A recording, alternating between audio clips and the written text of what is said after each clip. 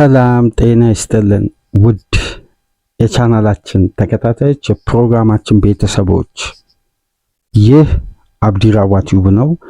ፕሮግራማችንን ላይክ በማድረግ እንድትጀምሩ፣ ላይክ ስታደርጉ የዚህም ፕሮግራም ተደራሽነት ተደማጭነት ከፍ ስለሚያደርግ ላይክ እያደረጋችሁ እንድታደምጡን፣ አዲስ የሆናችሁ ሰብስክራይብ በማድረግ ለዚህ ቻናል ቤተሰብ እንድትሆኑ የደወል ምልክቷን እየተጫናችሁ ቻናላችንን እንድትቀላቀሉ በአክብሮት እየጋበዝን፣ ይህንን ፕሮግራም ከሀገር ውጭ የምታደምጡ የቻናላችን ተከታታዮች የሁል ጊዜ ድጋፋችሁን በሱፐር ስቲከር፣ ሱፐር ቻት፣ ሱፐር ታንክስ ድጋፍ እንድታደርጉ የአክብሮት ግብዣችንን እያቀረብን በመጀመሪያ ክፍል ዕለተ ሐሙስ ፕሮግራማችን እንግዲህ ቆይታ የምናደርገው ትናንት ምሽት ከተደረጉ ተጠባቂ የዩኤፋ ቻምፒየንስ ሊግ ጨዋታዎች መካከል በጊዜ 2:45 በጀርመን ባየርን አሬና የተደረገው የባየር ሌቨርኩዘን እና የሚካኤል አርቴታ አርሴናል ያደረጉትን ጨዋታ 1-1 በሆነ አቻ ውጤት የተጠናቀቀ፣ በሁለተኛ 45 በተቆጠሩ 2 ግቦች በጨዋታው መጠናቀቂያ ክፍለ ጊዜ አርሴናልን ከሽንፈት መታደግ የቻለው በቀድሞ ክለቡ ላይ ፍጹም ቅጣት ምት በማስቆጠር አርሴናል 1-0 ሁለተኛ 45ን በርካታ ደቂቃ ገና የሁለተኛ 45 ጨዋታ በጀመረ የመጀመሪያ እንቅስቃሴ 46ኛ ደቂቃ ላይ የቀድሞ የባየር ሙኒክ በርካታ ስፍራ በመጫወት የሚታወቀው ሁለገብ ሚና ያለው አንድሪች ከቆመ ኳስ ባየር ሌቨርኩዘን ቀዳሚ ያደረገ። የጨዋታው መጠናቀቂያ ክፍለ ጊዜ የመጨረሻ ወደ 90 መግቢያ አካባቢ የተገኘችውን ፍጹም ቅጣት ምት ትልቁን ኃላፊነት በቀድሞ ክለቡ ላይ የተቀበለው ካይ ሃቨርት አርሴናልን ከሽንፈት መታደግ የቻለበት የመጨረሻ ደቂቃ ድራማ የተመለከትንበትን ጨዋታ እንግዲህ በመጀመሪያ ክፍል የመወያያ ነጥቦችን የምናነሳበትን ፕሮግራም ይዘንላችሁ መተናል። ሁለተኛ ክፍል ፕሮግራማችን ትኩረት የሚያደርገው ፔፕ ጋርዲዮላ ወደ ሳንቲያጎ በርናባዩ ተጉዞ ያልተጠበቀ ያልተገመተ ፍጹም የታክቲክ የበላይነት ተወስዶበት ማንቸስተር ሲቲ በሀያሉ የውድድሩ ሀያል ክለብ ሪያል ማድሪድ 3-0 በሆነ ውጤት የተሸነፈበትን ፊዴ ቫልቬርዴ ሃትሪክ ከረፍት በፊት የሰራበትን ጨዋታ ከዚህ ፕሮግራም በመቀጠል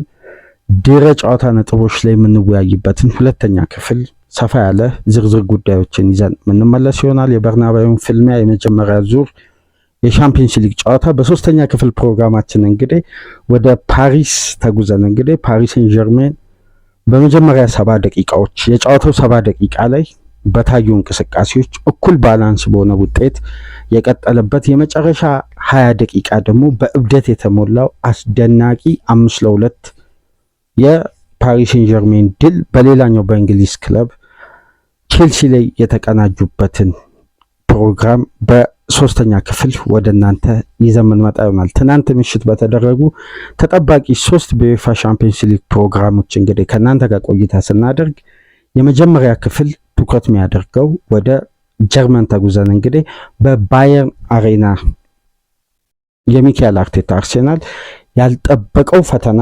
የገጠመበትን ባቻ ውጤት የተጠናቀቀውን የባየር ሌቨርኩዘን እና የአርሴናልን የ1-1 ጨዋታ እስቲ በመጀመሪያ ክፍል መነሳት ያለባቸውን ነጥቦች ለሚካኤል አርቴታ አዲስ ፈተና ይዘው ሆለመንድ የቀረቡትን የባየር ሌቨርኩዘን እና የአርሴናልን ጨዋታ ከታክቲክ እስከ ጨዋታው ባላንስ ድረስ እስቲ አንዳንድ ጉዳዮችን አንስተን በዚህ ፕሮግራም እንወያይ።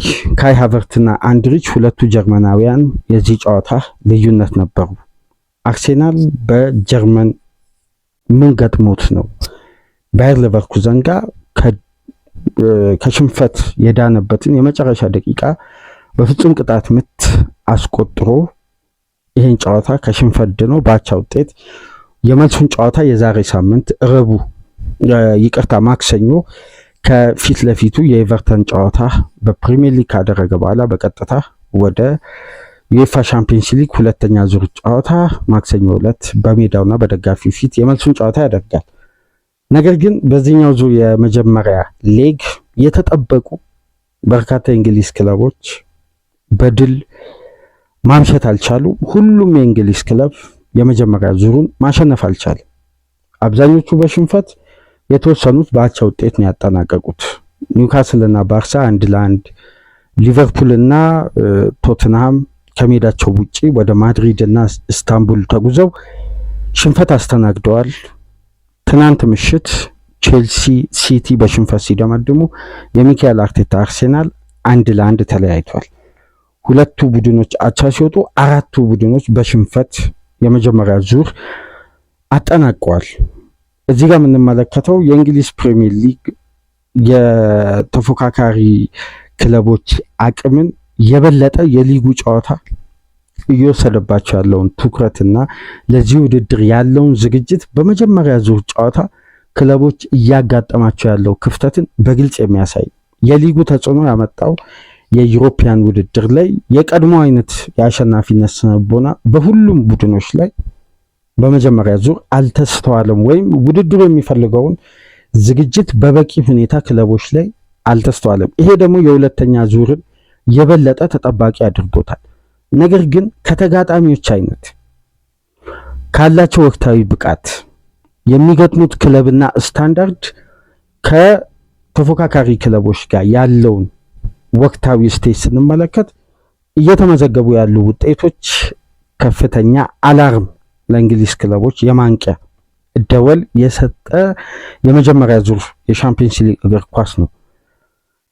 የመጀመሪያ ዙሩን ትናንትና እንግዲህ ያጠናቀቀው አንድ ምሽት የተደረገ ቀሪ ጨዋታ በአርሴናል ሲድ በኩል የሚገኝ ቦዶ ግልሜት በሜዳው ስፖርቲንግ ሊዝበንን አስተናግዶ 3-0 በሆነ ውጤት ማሸነፍ ችሏል።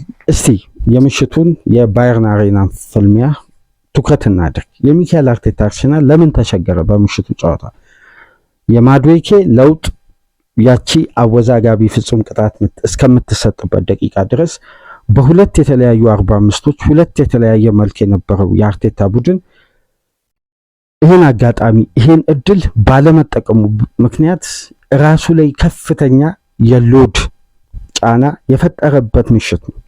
ይህን የምንልበት የትናንትናውን ቅድመ ጨዋታ ግምገማ ላደመጠ ለተከታተለ የእግር ኳስ ቤተሰብ የምሽቱ ጨዋታ ለሚካኤል አርቴታ ፈጽሞ በጎ የሚባል ውጤት አይደለም የተመዘገበው።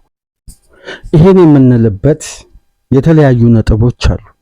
ስለ ቀጣይ ጨዋታ የቡድኑ አቅም በኤሚሬትስ ይህን ጨዋታ የመቀየር ወደ ቀጣይ ዙር የማለፍ ምንም አይነት ውጥረት ለሚካኤል አርቴታ ወይም ጫና ላይደርስበት ይችላል። ሁለተኛ ዙሩን አሸንፎ ኮምፎርታብል በሆነ ድል ወደ ሩብ ፍጻሜ ማለፍ ከቡድኑ ጥንካሬ ካለው ዴብዝ ከተለያዩ ጉዳዮች አኳያ ስናይ ሁለተኛ ዙርን የሚካኤል አርቴታ አርሴናል ይቸገራል በሚል አይደለም።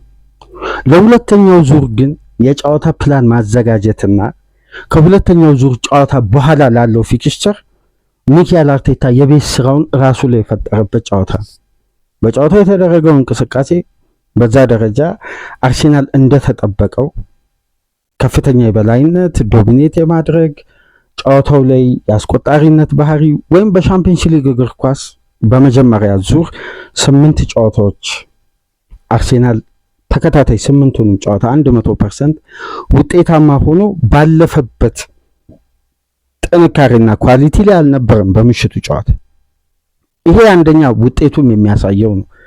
1-1 መጠናቀቁ አርሴናል በዚህ ውድድር አሁንም ብቸኛ ያልተሸነፈ ቡድን ሆኖ ቀጥሏል። ነገር ግን የምሽቱን ጨዋታ በበለጠ አድቫንቴጅ ይዞ ወደ ኤሚሬትስ መመለስ ሁለት ጉዳዮችን ለሚካኤል አርቴታ በተረጋጋ ሁኔታ ኢንጌም ማኔጅመንትና ኦቨርሎድን የመቀነስ ትልቅ ጣጣን ጀርመን ላይ አራግፎ መምጣትን የሚያስችል ውጤት ማስመዝገብ የሚችልበት ትልቅ አጋጣሚ ነበር። ይህንን አጋጣሚ ነው እንግዲህ ያልተጠቀመው። አንደኛው ጉዳይ በፕሪሚየር ሊጉ አንገብጋቢ ፊክስቸሮች አሉ። ከነዛ መካከል ከፊት ለፊቱ ያለው የኤቨርተን ጨዋታ አለ በሜዳው። እንደምታውቁት ኤቨርተን ከሜዳው ይልቅ ከሜዳው ውጪ የሚጠነክር የዴቪድ ሞይስ ሶሊድ የሆነ ቡድን ነው። ሁለተኛው ጉዳይ ግን በዋነኝነት መነሳት ያለበት በሁለተኛው ዙር ጨዋታ የሚካኤል አርቴታ አርሴናል ማክሰኞ ካደረገ በኋላ በቀጥታ ቀጣይ ጨዋታ የሚሆነው በካራቦ ካፕ ፍጻሜ ከማንቸስተር ሲቲ ጋር የሚያደርገው ጨዋታ። የትናንት ምሽቱን ጨዋታ በ2 ግብ በ3 ግብ ልዩነት ቡድኑ ባለው አቅምና የተገኙ አጋጣሚዎችን ወደ ግብ በመቀየር ይህንን ጨዋታ እዛው ሜዳው ላይ ባየርን ሜዳ ላይ አሸንፎ አድቫንቴጅን አስፍቶ መምጣት ያንን የካራቦ ካፕ ፍጻሜን በተረጋጋ ሁኔታ በጥሩ ፊዚካል ፊትነስ እና አስተማማኝ በሆነ ሪከቨሪ ለመዘጋጀት ያመቻል። ነገር ግን ይሄ አጋጣሚ አሁን ሚካኤል አርቴታን አስገዳጅ የሆነ ማክሰኞ ምሽት ለሚኖረው ሁለተኛ ዙር ጨዋታ የመጀመሪያ ምርጥ 11ን እንዲጠቀምና ሮቴሽኖችን በአግባቡ እንዳያደርግ ሊያስገድደው ይችላል። ምክንያቱም ባየር ሌቨርኩዘን እንደተጠበቀው አልነበረም። በምሽቱ ጨዋታ አርሴናልን የበለጠ ኮምፓክት ሆኖ ለሙከራም የማሰቢያም ጊዜ በመከልከል በሁለቱም 45ቶች እንግዲህ አርሴናልም እንደ ቡድን ክሬት ያደረገውን ቻንስ ወደ ግብነት ሳይቀይር ሌቨርኩዘንም ባላቸው ጥንካሬ ባላቸው ሪከርድ በሜዳቸው ያለፉትን 7 ጨዋታ ያለመሸነፍ ጉዞ በቡንደስሊጋው እንደምታውቁት በሜዳው አነስተኛ ግብ ያስተናገደ ብቸኛ ቡድን ነው በዘንድሮ የውድድር ዓመት። ይህንንም ሪከርድ ያስቀጠሉበት ነው። ስለዚህ ለሚካኤል አርቴታ የመጀመሪያ ዙርን ጨዋታ አለመግደል አለማሸነፉ ለሁለተኛው ዙር ጨዋታ የበለጠ ትኩረት እንዲሰጥና በዛ ጨዋታ ሮቴሽኖችን ባላንሶችን ለካራቦ ካፕ ፍጻሜ የሚያደርገውን ዝግጅት አንድ ስቴፕ ወደ ኋላ የሚጎትት ነው። አስገዳጅ የሆነ ምርጥ 11ን የመጠቀም ተጫዋቾች በቂ ደቂቃ አግኝተው በቂ የሪከቨሪ ጊዜ ተጠቅመው በካራቦ ካፕ የትናንት ምሽቱን ማንቸስተር ሲቲ ለተመለከተ አርሴናል በፍጻሜው በቂ ዝግጅት እንጂ ያንን ጨዋታ ለማሸነፍ የሲቲን የጨዋታ ስታይል ሲቲ እንዴት በመልሶ ማጥቃት እንቅስቃሴ ባንዴ ሊበረገድ እንደሚችል ባላንሱ የቡድኑ በአስተማማኝ ሁኔታ አለመጠበቁን ላስተዋለ ያንን ጨዋታ በልዩነትና የፋይናል ሜንታሊቲን በአስተማማኝ ሁኔታ ለማሳየት የትናንት ምሽቱ የሌቨርኩዘን ጨዋታ አሸናፊነት ብቻ ሊቀመጥ የሚገባና የበለጠ ቡድኑ ጨዋታን እዛው ሌቨርኩዘን ሜዳ ላይ ገሎ መምጣት የነበረበት ትልቅ ጨዋታ ነበር። ለአርቴታ ከተፈጠሩ አድቫንቴጆች ይህንን ስንል ነበር ትናንት በነበረን ቅድመ ጨዋታ ግምገማ ላይ ስናነሳ የነበረው አድቫንቴጆችን በመጠቀም ነው። ትላልቅ ክለቦች ራሳቸው ላይ ያለውን ጫና በብዙ መልኩ አቅልለው ለሌሎች ውድድሮችና ለሌሎች ጨዋታ ዝግጅት የመጀመሪያ ዙር ላይ በመግደል ስለሌላ ቀጣይ ጨዋታ ስትራቴጂያቸውን ተለዋዋጭ ያደርጋሉ። ያኔ ቡድኑ ላይ የሚፈጠረውን የስኳድ ኦቨርሎድን ማቅለል ይችላሉ። በዛም ወቅት ቡድኑ በአዲስ መንፈስና ስፕሪት የዋንጫን ጨዋታ በተለየ ትኩረትና በአስተማማኝ ፊትነስ ብቃት ፐርፎርም ለማድረግ አይከብዳቸውም። አሁን የተደራራቢ ጨዋታ ጫናና ከፊት ለፊት ያሉ የተጋጣሚዎች አይነት የጨዋታ ሎድ እስከዛ ፍጻሜ ድረስ ካለው ዴብዝና በተለይ ኳሊቲ በምሽቱ ጨዋታ ሚካኤል አርቴታ የተፈተነበት አንደኛው የጨዋታ ስትራቴጂ በወጥነት የተጫዋቾች ኮንሲስታንሲና አስተማማኝነትን ማጣት የቀድሞ ቡድኑ ላይ የካይ ሃቨርት ሱፐር ሳብ መሆን እንጂ በምሽቱ ጨዋታ የመጀመሪያው ሊግ የበለጠ የኦፕታም ስታቲክስ ከጨዋታው በፊት የሚወጡ መረጃዎችን ስንመለከት አርሴናል አድቫንቴጁን እዚሁ ሜዳ ላይ ገሎ የመውጣት ሰፊ አማራጭ ነበረው። ይህንን በአግባቡ አልተጠቀመም።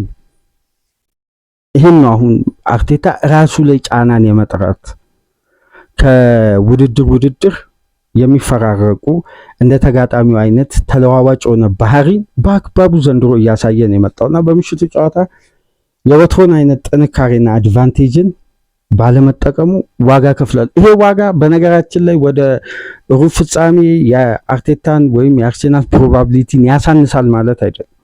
በሁለተኛው ዙር አርሴናል በሰፊ የግብ ልዩነት አሸንፎ ወደ ሩብ ፍጻሜ የማለፍ እድሉ በጣም ሰፊ ነው፣ በእጁ ነው ያለው። ነገር ግን የጨዋታ ኦቨርሎድ እና በቂ ጥራት ያላቸው በካራቦ ካፕ ፍጻሜ በአስተማማኝ ሁኔታ መሰለፍ ያለባቸውን ሮቴሽኖችን እንዳይጠቀምና ሁለተኛ ዙር ምክንያቱም የዩኤፋ ቻምፒየንስ ሊግ እግር ኳስ አጋጣሚ በመግደል ላይ መሰረት ያደረገ ነው። ሳይኮሎጂው እንደ ሊግ ጨዋታ በሪትም የሚመለስ አይደለም። አንድ ጨዋታ አድቫንቴጅ ከሸሸ ነው፣ ለመመለስ የማሰቢያ ጊዜ የለም። ስለዚህ አስገዳጅ የሆነ ምርጥ 11 ቀጣይ ሳምንት ማክሰኞ ይጠቀማል ማለት ነው። ይሄ ደግሞ ከፊት ለፊቱ ላለው የካራቦ ካፕ ጨዋታም በተመሳሳይ የተጫዋቾች ኦቨርሎድ ሊፈጠር ይችላል። ይሄም ጉዳይ በነገራችን ላይ በተመሳሳይ ማንቸስተር ሲቲ ላይ ተፈጥሯል። 3-0 ተሸንፏል። ይሄን የመቀየር አስገዳጅ ቅድመ ሁኔታ ውስጥ ገብቷል። የ3-0 ሽንፈት ከሪያል ማድሪድ ጋር በቀጣይ ሳምንት ጁዲ ቤሊንግሃም፣ ኪሊያን ኤምባፔ እና ካሬሬስ ሲመለሱ ማንቸስተር ሲቲ እንዴት ነው ያን ጨዋታ ሊቀይር የሚችለው? ለሲቲ ራሱ ከአርሴናል የባሰ ከባድ ፈተና ይጠብቋል። ለፋይናሉ እንግዲህ ሁለቱም ቡድኖች አስገዳጅ የሆነ ምርጥ 11 ተጠቅመው ያላቸውን አቅም ተጠቅመው ያን ጨዋታ ቀይረው ካሸነፉም ወደ ቀጣዩም ዙም ከተሻገሩ በኋላ ነው ሳይኮሎጂካሊ ወደ ፍጻሜ የሚሄዱት። ለማንቸስተር ሲቲ ሁኔታው በጣም ጠባብ ነው። ጋርዲዮላ ምን አይነት የጨዋታ ስልት አምጥቶ ሁለተኛ ዙሩን ሊቀይር እንደሚችል በምሽቱ ድክመት በማድሪድ በዚህ ስኳድ እንደዚህ ማንቸስተር ሲቲ ላይ ስትራቴጂካል ታክቲካል ባላንስን ተጠቅመው ውጤታማ ከሆነ ለሲቲ የኢትሃዱ ጨዋታ የበለጠ ፈታኝና በርካታ አድካሚ ደቂቃዎች በሜዳ ውስጥ ሊኖሩ ይችላል። ይሄ ደግሞ ድምር ውጤቱ ሲቲን በዌምብሌ ያለውን ጨዋታ የበለጠ በጫና ነው የሚያደርገው። ስለዚህ ለሁለቱም ክለቦች የምሽቱ ጨዋታ ውጤት የፍጻሜውን ጨዋታ ላይ ሁለተኛው ዙር የሻምፒየንስ ሊግ ጨዋታ የቡድኑ ወሳኝ ተጫዋቾችን ኢነርጂና ፊትነስ ተጠቅመው ነው እንግዲህ ለፍጻሜ የሚዘጋጁት። ስለዚህ ይሄ የተጫዋቾችን ኦቨርሎድ የመፍጠር ጉዳይ በድጋሚ ቀጣይ ሳምንት መስተዋሉ የማይቀር ከፊት ለፊታቸው ሁለቱም ጠንካራ ፊክስቸር በሊግ ጨዋታ ይጠብቃቸዋል። ሲቲ ከሜዳ ውጪ ዌስትሃምን፣ አርሴናል ደግሞ በሜዳው ኤቨርተን። ሁለቱም ቡድኖች ፊዚካል ጌም ነው የሚጠብቃቸው። ተመልከቱ፣ ከፊዚካል ጌም በኋላ የሚኖር ሁለተኛ ዙር የሻምፒየንስ ሊግ ጨዋታ። ትናንት ምሽት ሁለቱም ኢነርጂያቸውን አሟጠው ተጠቅመው ጨዋታን ለመቀየር ጥረት አድርገው አርሴናል ባቻ ውጤት፣ ሲቲ በ3-0 ሰፊ የጎል ልዩነት ሽንፈት አስተናግደዋል። ስለዚህ ሁለቱም ክለቦች በቀጣይ 15 የሚደረገውን የፍጻሜ ጨዋታ እንግዲህ ምን አይነት ኢንጌም ማኔጅመንት እና ሎድ ማኔጅመንት ያደርጋሉ? እስቲ እሱን አብረን በጊዜው የምንመለከት ነው የሚሆን። እስቲ ወደ ጨዋታው ነጥቦች እንመለስና የሚካኤል አርቴታ አርሴናል የሚጠበቀውን ምርጥ 11 ይዞ ነበር በባየርን አሬና ከባየር ሌቨርኩዘን ጋር ጨዋታውን የጀመረው። በአስተላለፉ በኩል ትልቁ ለውጥ ማርቲኔሊን ቋሚ በማድረግ በሊያንድሮ ትሮሳርድ ፖዚሽን ላይ ማርቲኔሊን ያሰለፈበት ነው። ሌሎቹ ጉዳዮች ሁሉ በአርሴናል የሚጠበቀው ምርጥ 11 ነበር በጨዋታው ላይ በቋሚነት የጀመሩት። የሚካኤል አርቴታ አርሴናል ከረፍት በፊት ብልጫ በወሰደበት ትላልቅ አጋጣሚዎችን ለመፍጠር የፖዚሽን ክፍተትም በማጥቃት እንቅስቃሴ ላይ የተሻሉ አድቫንቴጆችን ለመፍጠር በጥሩ ፖዚሽን ላይ በጥሩ ሙቭመንት ላይ የተገኙ አጋጣሚዎችን ከዚህ በፊት ምናስተውላቸውን አጋጣሚን ያለማባከን በፍጥነት አድቫንቴጅ የመያዝ የአርሴናል ብቃት በዘንድሮ የውድድር ዓመት ትናንት ምሽት አልተስተዋለም።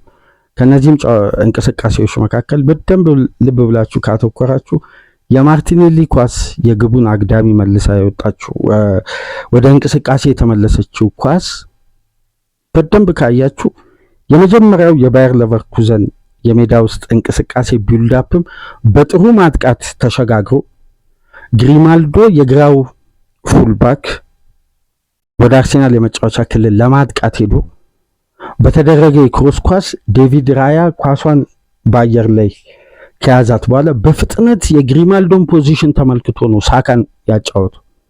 ሳካም ይህን ክፍተት ተመልክቶ በአስደናቂ ድሪብል እና ፔኔትሬሽን ተጉዞ ኳሶች ንክኪ ተፈጥሮ ነው እንግዲህ በጥሩ የማጥቃት ትራንዚሽን ያ እድል ያ አጋጣሚ የተፈጠረው። በተለይ እንዲህ አይነት ጥብቅ ሎው ብሎክ እና ኮምፓክት የሆነ ስትራቴጂ ላይ እንደነዚህ አይነት አጋጣሚዎች ሊደጋገሙ አይችሉም። አድቫንቴጅን በሜዳ ውስጥ በቅርብ ሳምንት አርሴናል የምናየው ጥንካሬ በጊዜ ግብን አስቆጥሮ በየትኛውም የጨዋታ ስታይል አድቫንቴጅን ከያዘ በኋላ ጌምን ማኔጅ የሚያደርግበት ኢንጌም ማኔጅመንት ከብራይተን ጋር ስናደንቅ የነበረው ጨዋታው በተጀመረ ገና በ5 ደቂቃ ላይ ነው ሳካ ያስቆጠረው። አድቫንቴጅን ወሰደ። ቀሪውን ደቂቃ በአጠቃላይ በአስተማማኝ ዲፌንሲቭ ላይን እና ጌም ማኔጅመንት አስፈላጊውን 3 ነጥብ ከአሜክስ ስቴዲየም ይዞ መመለስ ቻሉ። ስለዚህ የባየር ሌቨርኩዘን ጨዋታ አድቫንቴጅ ይውሰዱ እንጂ የበለጠ ሌቨርኩዘን ያን ውጤት ለመቀየር ከራሱ የመጫወቻ ክልል መውጣቱ አይቀርም። ያኔ በመልሶ ማጥቃት አርሴናል የተሻሉ አጋጣሚዎችን መፍጠር ይችላል። ነገር ግን የተገኙ አጋጣሚዎችን ባለማስቆጠሩ ምክንያት አርሴናል ጨዋታው ላይ የበለጠ ደቂቃዎችን እየፈጀ ከፍ ወዳለ ደቂቃ ነው የተጓዘው። ከረፍት በፊት ትልቁ አጋጣሚና ቻንስ ክሬት የተደረገው የማርቲኔሊ የግቡን አግዳሚ የመለሰችው ኳስ ነበር። በጥሩ የማጥቃት ትራንዚሽን እና አርሴናል እንደ ቡድን በእንቅስቃሴ ውስጥ የሚፈልገው ስፔስ የተፈጠረበት ጥሩ የማጥቃት ትራንዚሽን የታየበትና በውጤታማነት ያልተጠናቀቀው ከረፍት በፊት ያለው አስደናቂ እንቅስቃሴ ነው። በጨዋታው ከተመለከትናቸው ነጥቦች መካከል ጨዋታው ከመጀመሩ በፊት የሌቨርኩዘን ሶሻል ሚዲያ ላይ አንድ ጉዳይ ፖስት ተደርጎ ተመልክታችሁ ይሆናል። ዛሬ በሜዳችን ላይ ኮርና አይኖርም የሚል የፌዝ አይነት ሆኖ ግን የተለየ ስትራቴጂ መጠቀማቸውን እንግዲህ አርሴናልን ከኮርና የሚደረግ የማጥቃት እንቅስቃሴ ለማስቆም አንድ ስትራቴጂካል የሴት ፒስ ኳስ ለመከላከልም አርሴናልም ከቆሙ ኳሶች ካሉት በርካታ የማጥቃትና አድቫንቴጅ የመውሰድ ስትራቴጂዎች ውስጥ አንደኛውና ጠንካራው የሴት ፒስ ኳስን አርሴናልን ለማስቆም የተለየ ስትራቴጂ እንደተጠቀሙ ቀደም ብሎ በጣም ሚዲያው ላይ ሲያወሩ ነበር፣ ፖስቶችን ሲለቁ ነበር። በዚህ መሰረት እንግዲህ ካለፉት የአርሴናል የዘንድሮ ሲዝን 47 ጨዋታዎች ውስጥ አርሴናል ለሶስተኛ ጊዜ ነው በዩኤፋ ቻምፒየንስ ሊግ ለመጀመሪያ ጊዜ በጨዋታ ክፍለ ጊዜ ውስጥ ለ52 ደቂቃ ምንም አይነት ኮርና ኳስ ሳያገኝ ይወጣበት፣ ከረፍት በፊት ምንም አይነት ኮርና ሳያስመዘግብ ይወጣበት ጨዋታ ነው። ይሄ የሌቨርኩዘን እንግዲህ አንድ የጨዋታ ስትራቴጂና ኮምፓክት የመሆን በተለየ ሁኔታ የቡድኑን ጫና የመቋቋምና አርሴናል የሚፈልጋቸውን ስፔሶች ላይ የበለጠ እነዛን አጋጣሚዎች ባለመፍቀድ በጨዋታ ላይ አርሴናል አድቫንቴጅ የሚወስዱበትን የጨዋታ ስትራቴጂ በተለያየ መንገድ መከላከል፣ ማቋረጥ፣ ኢንተርሰፕት ማድረግ ስትራቴጂካል የጨዋታ ባላንስ ይዘው ነበር የገቡት። በዚህ መሰረት እንግዲህ ባየር ሌቨርኩዘኖች ውጤታማ ሆነው በተቃራኒው አርሴናል ካለው ጥንካሬ አንዱ በዘንድሮ የውድድር ዓመት አብዛኛው ሚዲያ ላይ ስለ አርሴናል ሴት ፒስ ማስቆጠር ይወራል እንጂ በተቃራኒው ያለውን የመከላከል ጥንካሬ በተለይ ማን ማርኪንግ እና ዞናል ማርኪንግ ላይ ሁለቱን አጣምሮ መያዙ ነው። በነገራችን ላይ የሚያስቆጥረውም እንደገና በተቃራኒው ማይቆጠርበትም በደንብ ተጋጣሚ የሚጠቀመውን የሴት ፒስ ዞንን የመከላከል ስትራቴጂው አስደናቂ ነው። ማን ማርኪንጉም በሴት ፒስ ኳስ ላይ አስደናቂ ነው። በሁለቱም ስትራቴጂ በማጥቃቱም በመከላከሉ። በምሽቱ ጨዋታ ግን አርሴናል ራሱ የሚጠቀመው የሴት ፒስ ስታይልን በመጠቀም ነው። በነገራችን ላይ በደንብ ልብ ብላችሁ ካስተዋላችሁ ባየር ሌቨርኩዘን አርሴናል ላይ አድቫንቴጅ ወሰደው። ወደ ፋር ፖስት ኤሪያ ላይ ነው ኮርናው ክሮስ የተደረገው። ያችን ኳስ ዲፌንድ የሚያደርገውን የመጨረሻውን ተጫዋች ብሎክ በማድረግ በዞን ላይ ቆሞ ብሎክ በማድረግ አርሴናል አሁን ለምንድነው ይሄ ሴት ፒስ ኳስ የተቆጠረው ወይም ለምንድነው አርሴናል የሴት ፒስ ማጥቃት ከቼልሲ ጋርም ከተለያዩ ቡድኖች ጋር ሲያስቆጥር ግቡ ለምን ጸደቀ የሚል የሚያወዛግብ ጉዳይ ይነሳል። ሶፍት ተች ኤሪያን ብሎክ በማድረግ ነገር ግን በቀጥታ በኳሷ እንቅስቃሴ ላይ ተሳታፊ ያልሆነ ቀደም ብሎ የሚደረግ ብሎኮች አሉ። አሁን በደም ከተመለከታችሁ ኢዜ ያን ኳስ የማስጣል አቅም ነበረው፣ ግን ከፖዚሽን ውጪ ነበር። ስለዚህ ወደ ኳሷ ፖዚሽን ወደ አንድ ሪች በሚመጣበት ወቅት ያንን ኤሪያ ብሎክ የማድረግ በኳሷ ላይ ቀጥተኛ ተሳትፎ የለውም። ያ የሌቨርኩዘን ተጫዋች ቲልማን መሰለኝ ኢዜን ብሎክ ያደረገው ያችን ኳስ እንዳያስጥል ወይም ከአንድሪሽ ጋር በአንድ ላንድ ተነስቶ ያችን ኳስ ወይም ከፖዚሽን ውጪ ወይም በምቹ ኤሪያ እንዳይገጭ ለማድረግ ያንን ዞን ለመከላከል በሚሮጥበት ጊዜ ኤሪያውን ብሎክ አደረገ። ስለዚህ ኤሪያ ብሎክ ሲደረግ ከኳሷ እንቅስቃሴ ጋር በቀጥታ የዚህ ተጫዋች ብሎክ መደረግ ወይም ወደ ኳሷ የሚያደርገው ሩጫ በግቡ ላይ ቀጥተኛ ተጽዕኖ አለው የሚለው ሲታይ ኤሪያውን ብሎክ የተደረገው በቀጥታ ያን ተጫዋች አይደለም። ስለዚህ ግቡ ጸደቀ። አንድሪች ሌቨርኩዘንን ገና ከረፍት መልስ የመጀመሪያ የጨዋታን እንቅስቃሴ ባየር ሌቨርኩዘኖች የማጥቃቱ ስትራቴጂ እንግዲህ የተጠና መሆኑን የተመለከትነው ተጫዋቾቹ ኳሱን እንደጀመሩት ነው ወደ አርሴናል አደጋ ክልል ማጥቃት የጀመሩት በቀጥታ እና የተገኘችዋን ኮርና በአርሴናል ጥንካሬ ሌቨርኩዘን ተጠቅሞ እንግዲህ 1-0 ጨዋታውን መምራት ቻለ። የጨዋታውን ትላልቅ አጋጣሚዎች አደጋዎችን በመልሶ ማጥቃት የበለጠ በራሳቸው የሜዳ ክልል እየቆዩ በመልሶ ማጥቃት እየተጠቀሙ አርሴናልን በርካታ ደቂቃ ፈታኝ አድርገዋል። የጨዋታውን ስትራቴጂ ሚካኤል አርቴታ በትናንትናው ጨዋታ ከአንድ በላይ ግብ እንዳያስቆጥር ካደረጉ ጉዳዮች መካከል ስትራቴጂካል ኤሪያል ብሎክ ነው። አርሴናል የሚጠቀማቸውን ፖዚሽኖች አካል ብቃት፣ ፍጥነት፣ ጉልበት የ1-ለ1 ኳሶች ላይ ከማተኮር ይልቅ አርሴናል የሚጠቀማቸውን ኤሪያዎችን በፓስ ሲኩዌንስ እንዳይመጣ በማድረግ የአርሴናል ፓስ ድግግሞሽ ያለው ወይም አርሴናል የበለጠ ከኳስ ጋር እንዲቆይ ለአርሴናል ኳሱን በመተው እነሱ በራሳቸው ኤሪያ ላይ ጥብቅ በመሆን በ6 የሎው ብሎክ ስትራክቸር ነበር ሲጫወቱ የነበር። በዚህ መሃል እንግዲህ አርሴናል የፔኔትሬሽን እንቅስቃሴ ወይም በ1-ለ1 ግንኙነት የተጋጣሚ የተከላካይ ስፍራ ሰብሮ መግባት የሚችል ወይም በበለጠ የድሪብልና ወደ ተጋጣሚ ቦክስ ለመግባት በተደጋጋሚ ጥረት የሚያደርግ ከኤሪያ ውጪ ኳሶችን በክሮስ ኳስ የማይሞክር ተጫዋችን ነበር ሜዳ ላይ የፈለገው።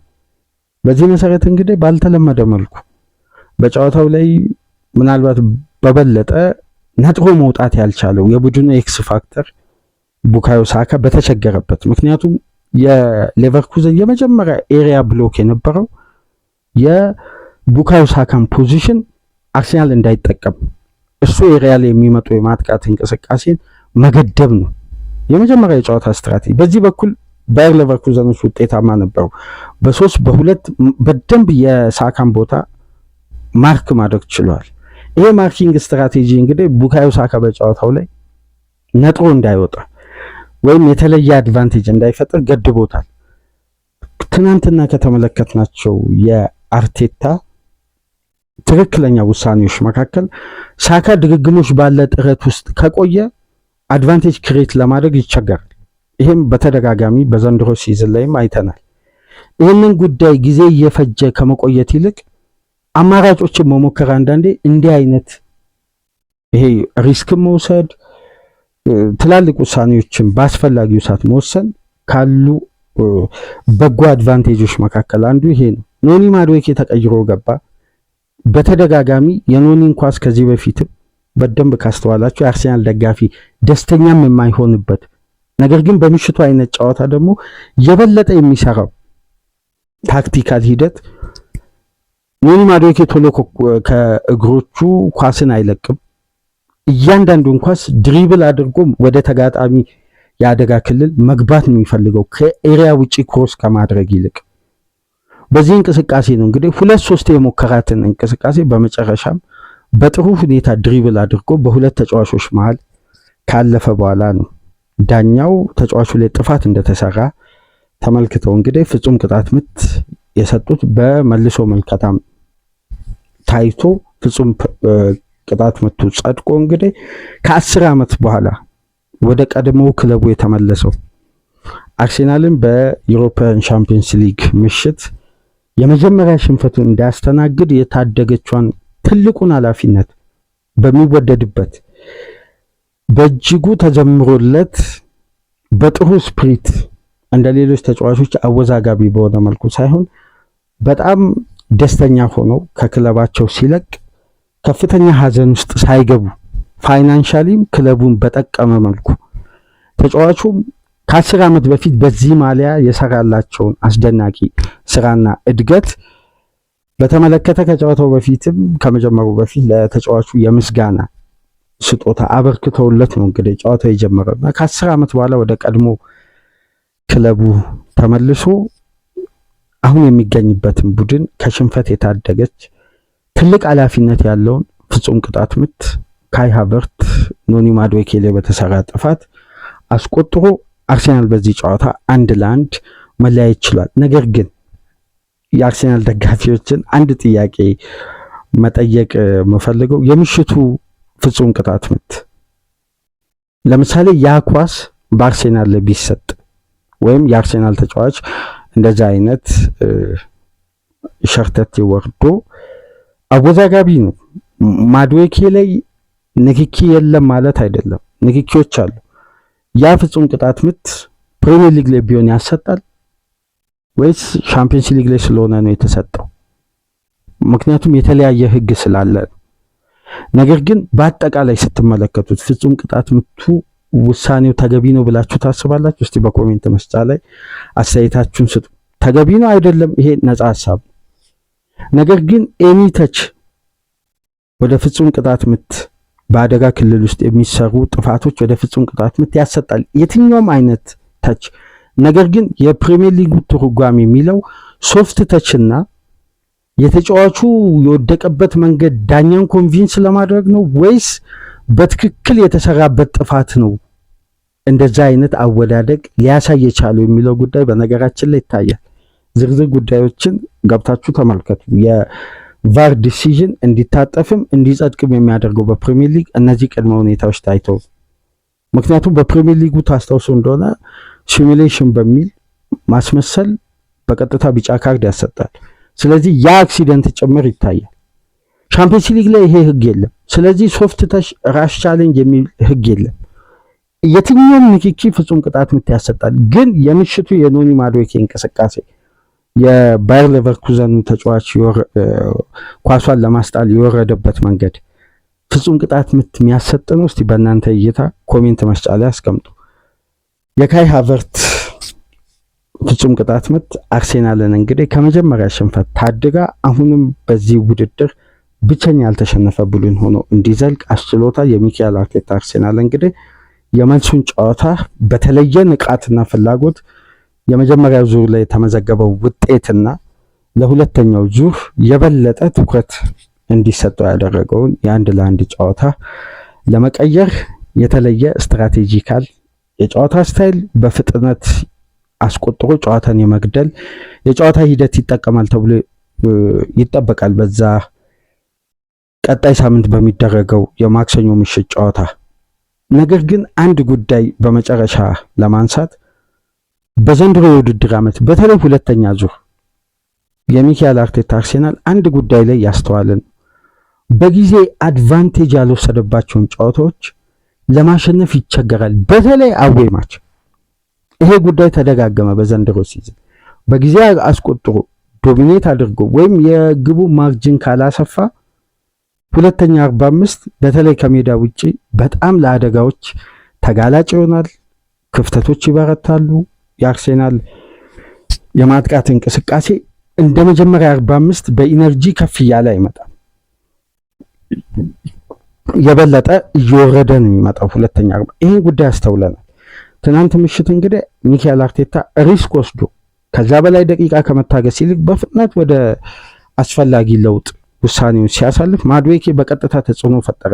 ሊያሰጥም ላያሰጥም ይችላል፣ ግን በማዱዌኬ ተጽዕኖ የተገኘች ፍጹም ቅጣት ምት ነው አርሴናል አስቆጥሮ 1-1 እንዲወጣ ያስቻለው። ስለዚህ ይሄን የጨዋታ ስትራቴጂ እንግዲህ በተለየ የማሸነፊያ ሂደት በቀጣዩ ዙር አርሴናል እንግዲህ ሜዳው ላይ ያለው ግርማ ሞገስም አሸናፊነትም ጥንካሬም ይታወቃል። ያንን ተጠቅሞ በፍጥነት ያን ጨዋታ ቀይሮ በተለየ የግብ ማርጅን አሸንፎ ወደ ቀጣዩ ዙር ያልፋል ተብሎ ይጠበቃል። የመጀመሪያው ዙርን ጨዋታ እንግዲህ 1-1 በሆነ ውጤት ያልተጠበቀ ወይም ያልተገመተ ውጤት። ምክንያቱም ትናንት ምሽት ከትናንት ቅድመ ጨዋታ ግምገማችን ላይ ካነሳናቸው ነጥቦች መካከል በዘንድሮ የውድድር ዓመት በዩኤፋ ሻምፒየንስ ሊግ ከሊግ ፌዝ 6ኛ ጨዋታ በኋላ እንደ አርሴናል የዊኒንግ ሬት ከፍተኛ በወቅታ የተሰጠው ቡድን የለም። እስከ ፍጻሜ ድረስ እስከ የዚህ ውድድር አሸናፊ ይሆናል እስከሚል ግምት ድረስ ከፍተኛ የዊኒንግ ማርጂን የተሰጠው ቡድን የለም። ምሽት ላይ ግን የተፈጠረው ጉዳይ ያልተገመተ ነበር። ይህን ጉዳይ እንግዲህ ለመቀየር አርቴታና ልጆቹ ከበቂ በላይ አቅምም አስተማማኝነትም ስላላቸው ቀጣዩ ዙር ጨዋታ ለሚካኤል አርቴታ የዛን ያክል ፈታኝ ይሆናል ተብሎ አይጠበቅም። ግን በመጀመሪያ ዙር ጨዋታ ተፈትነው ጥሩ ሳይሆኑ ውጤታማ ሳይሆኑ እንግዲህ 1-1 ተለያይተው ከጀርመን ተመልሰዋል። ቀጣይ አርሴናል እንግዲህ በሜዳው ኤቨርተንን ከዛም በኋላ ሌቨርኩዘንን ከዛም በኋላ የዘንድሮ ውድድር ዓመትን ይወስናል እያሉ የሚገኙትን የካራቦ ካፕ ፍጻሜ ዌምብሌ ላይ ከማንቸስተር ሲቲ ጋር የሚያደርግ ይሆናል። ከዚህ ፕሮግራም በመቀጠል እንግዲህ የበርናባዩን ደማቁን የሪያል ማድሪድን ድል፣ የፔፕ ጋርዲዮላን ሽንፈት በተመለከተ ድረ ጨዋታ ነጥቦችን ይዘን እንመጣለን። ላይክ፣ ሼር፣ ሰብስክራይብ ማድረጋችሁ እንዳትረሱ። ከሀገር ውጭ የምታደምጡ በሱፐር ስቲከር፣ በሱፐር ቻት፣ በሱፐር ታንክስ ድጋፍ አድርጉ። በሪያል ማድሪድ ማንቸስተር ሲቲ ጨዋታ እስከምንመለስ ድረስ ሰላም ቆዩ።